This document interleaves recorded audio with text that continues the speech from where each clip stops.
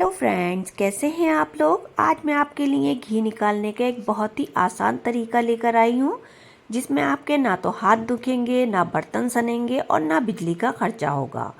ये देखिए 25 दिन की मलाई है, मैंने इकट्ठी कर ली थी। इसे मैंने फ्रीज़र में स्टोर किया था। मलाई जब भी आप जमा करें तो फ्रीज़र में ही इसे स्टोर करें।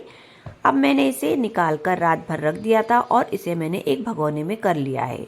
अब गैस को हम ऑन कर देंगे और इस मलाई को हम दूध की तरह कर लेंगे।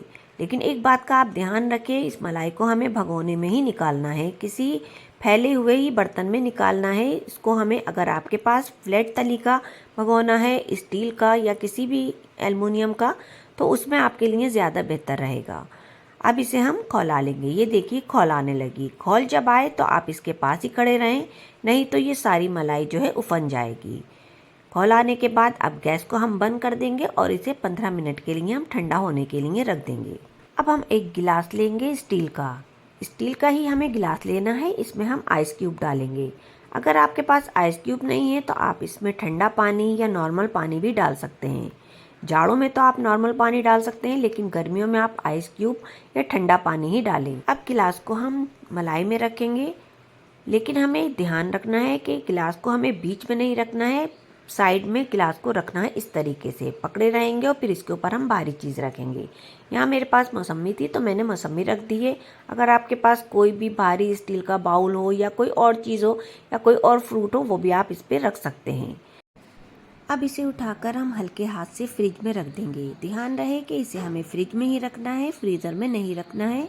और इसे हमें रात भर के लिए फ्रिज में रखना है। बिल्कुल भी इसे कोई छुए नहीं, इसको बिल्कुल नहीं हिलाना है हमें। रात भर के लिए इसे हमें फ्रिज में रखना है। ये देखिए रात भर मैंने मलाई को रख दिया था। अब ये मलाई जो है हमारी खूब अच्छी तरीके से जम गई है। गिलास को हमें घुमाकर हल्के हाथ से निकालना है। ज़्यादा मुश्किल नहीं होगी, बस हल्के हाथ से घुमाकर इसे हम निकाल लेंगे। बहुत ध्यान से देखें आप इसे। ये देखिए गिलास हमारा निकल गया है और मट्ठा जो है वो नीचे रह गया और हमारा मक्खन जो है वो जम गया है। अब इस मट्ठे को हम एक बर्तन में निकाल लेंगे। मैं मट्ठे को जो है पतीले में निकाल रही हूँ, क्योंकि मुझे इसका पनीर बनाना है। अगर आप चाहें तो इस मट्ठे को निकालने के बाद इसमें दही भी जमा सकते हैं या मट्ठे की कड़ी भी बना सकते हैं। जो भी आप चाहें वो आप कर सकते हैं, लेकिन मैं इसे पतीले में इसलिए निकाल रही हूँ क्योंकि मुझे इसका पनीर तैयार करना है।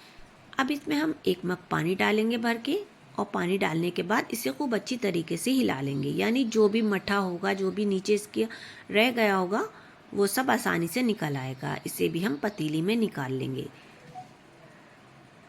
ये देखिए मट्ठा मैंने पतीली में निकाल लिया है। इसका बाद में मैं पनीर बनाऊंगी।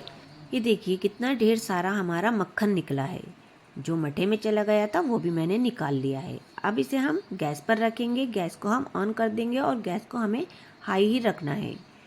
बस 5 मिनट भी नहीं लगेंगे और घी हमारा निकल आएगा।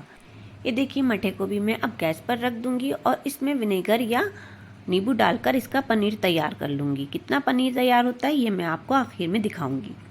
ये देखिए 5 मिनट भी पूरे नहीं हुए हैं और घी हमारा तैयार हो गया है। अब गैस के फ्लेम को बंद कर देंगे और इसे एक छन्नी से हम छान लेंगे। घी देखिए ज़्यादा निकला है, इसलिए मैंने इसे भगोने में छान लिया है। अब इस घी को जिस बर्तन में मुझे रखना है मैं उसमें इसको पलट लूँगी। 1 किलो की ये कुल्फ़ी है और घी देखिए कितना ढेर सारा निकला है। कुल्फ़ी भी भर गई है और थोड़ा सा घी बचा है, इसे मैं दूसरे बर्तन में कर लूँगी।